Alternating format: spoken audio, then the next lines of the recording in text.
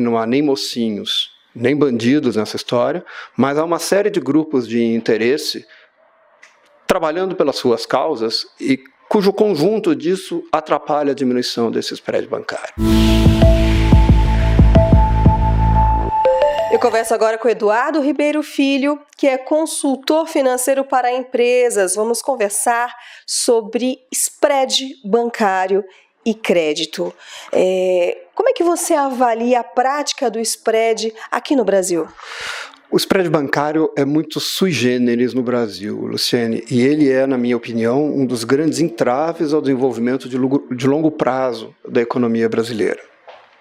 É um problema complexo, é um problema que tem décadas no Brasil e não vai ser resolvido de uma vez. Mas a gente precisa começar a trabalhar ele, senão um dia a gente não resolve. Como eu te disse, é um problema de grande complexidade. Isso significa que não há nem mocinhos, nem bandidos nessa história, mas há uma série de grupos de interesse trabalhando pelas suas causas e cujo conjunto disso atrapalha a diminuição desse spread bancário. Dentro desses grupos eu vou colocar 3 pilares. Eu acho que existe um problema no público brasileiro que toma crédito, seja ele pessoa física ou pessoa jurídica. Existe um problema no mercado bancário em si, as instituições bancárias, e existe um problema que é advindo da maneira como o Estado brasileiro organizou o sistema financeiro. Antes da gente detalhar, eu gostaria de saber com você, foi uma comparação, para a gente entender a questão do spread aqui no Brasil com o spread que é praticado em outros países. Nossa, eu tenho até medo de comparar. Nós estamos falando de economias desenvolvidas na Europa, nos Estados Unidos, onde as diferenças de preço entre o valor pago pelo banco ao seu aplicador e o valor que ele cobra do seu cliente tomador de crédito é medido no que a gente chama de basis points, ou seja, pontos de 1%. E no Brasil, a gente mede isso em dezenas de % a diferença. É muito grande. Então não é incomum alguém tomar dinheiro nos Estados Unidos de 30 anos a 4%, 5% ao ano. O mesmo dinheiro que no Brasil vai custar pelo menos 30%. Então é muito complicado, pela mesma qualidade de garantia. Tá certo? De novo, a solução disso é muito complexa e a razão pela qual esse problema aconteceu também tem muito tempo. Nós não vamos resolver ela de um dia para o outro.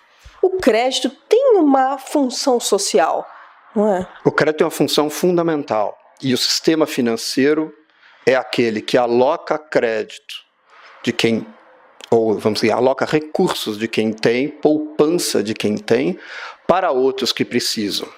E nós partimos do princípio que aquele que precisa de crédito é para um uso legítimo. Ele precisa comprar algo que ele precisa ter, ele precisa investir na sua empresa, ele precisa crescer. Então a alocação de crédito de quem tem os recursos para quem precisa dos recursos é uma função fundamental do mercado financeiro.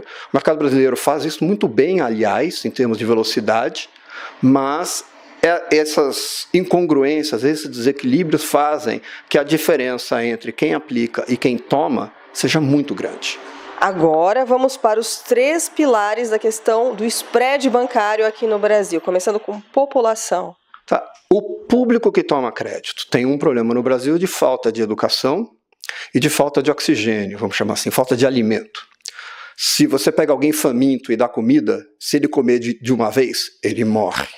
Isso é um problema do público brasileiro que precisa de crédito. Como a demanda reprimida é muito grande, a hora que tem um pouco, existe uma tourada, uma manada caindo em cima daquele crédito. Isso faz com que o crédito não só se torne caro, porque tem muita demanda, como se torne mal alocado. Acaba aumentando o risco de uma inadimplência depois. Típico do brasileiro é fazer a conta de se a parcela cabe no seu orçamento e não quanto é que está custando aquele empréstimo. Tá? O segundo ponto é que aquele brasileiro que tem recursos para aplica mal. É muito comum ele ir num banco e concentrar todas as suas aplicações neste mesmo banco.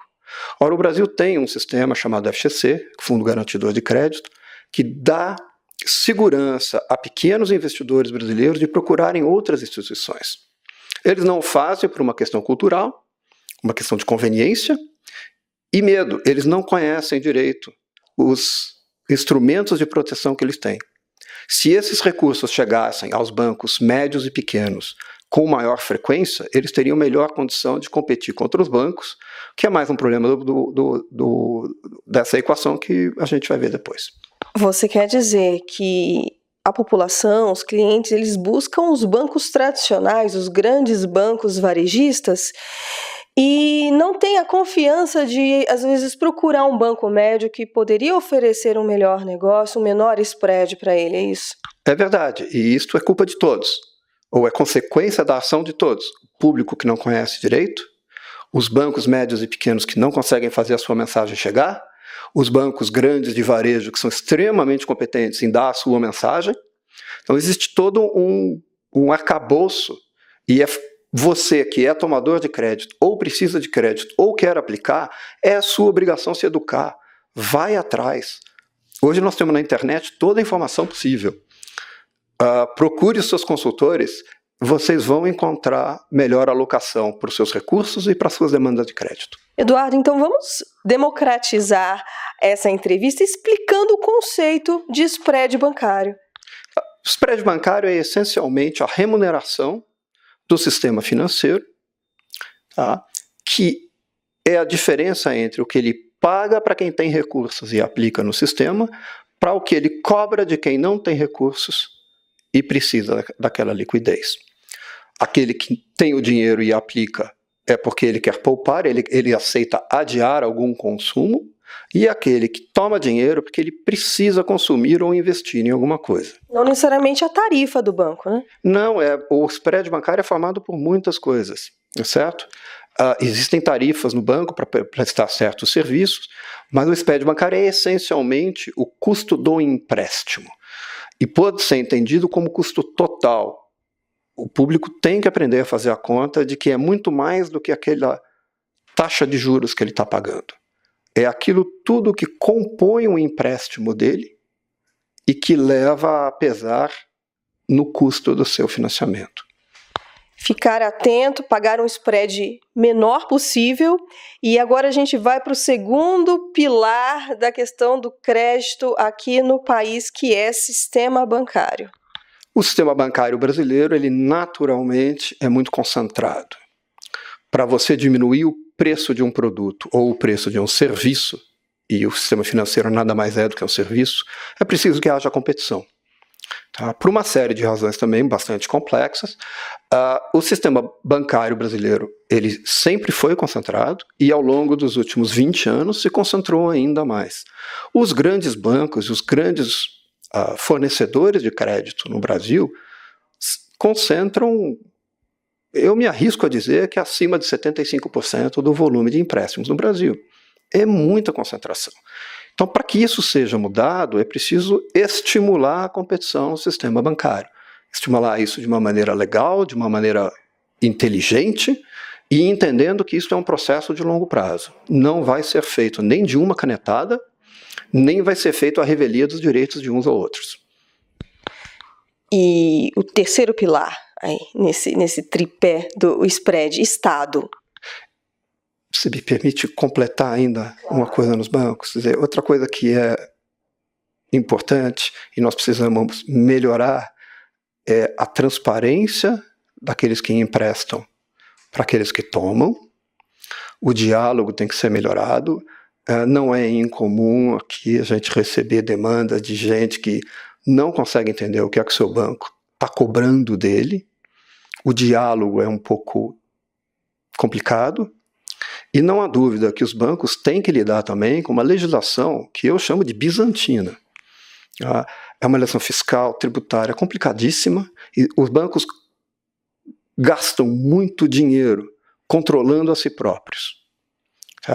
Eu não estou falando em compliance, eu estou falando em gastar um dinheiro que em qualquer outro lugar do mundo não precisa ser feito, porque em vez de 72 impostos, tem 2 para serem pagos. Em vez de 55 caixas, tem 90 mil taxas para ficar pagando. É muito complicado. Se a gente diminuir o custo do banco e houver competição, essa diminuição naturalmente vai ser passada para o spread bancário. Voltando à questão da transparência Você acredita que é de caso pensado a falta de transparência na hora da venda de um produto de crédito ou falta de capacitação do profissional do sistema bancário? Eu acho que é uma consequência do sistema competitivo. Quando eu tenho menos competição, os meus argumentos são mais fáceis. Então não é incomum o diálogo do executivo do banco com o seu cliente ser feito de uma maneira que ele sabe que o cliente não entende tão bem assim. Se houvesse mais competição, aquele executivo ia se obrigar a falar de uma maneira mais transparente. Eu não estou vendo dolo aí, mas, de novo, eu vou focar muito no aumento da competição. Se a gente aumentar a competição, o sistema vai se tornar mais transparente, mais eficiente. Quando um gerente oferece um título de capitalização para um idoso? Eu acho que você está batendo na tecla clássica da falta de transparência, onde ele vende aquilo como um investimento e não como uma loteria. Ora, se eu vou pagar para ele como retorno daquele investimento menos do que o CDI, como é típico, ele não está vendendo um título de capitalização. Ele está vendendo um bilhete de loteria.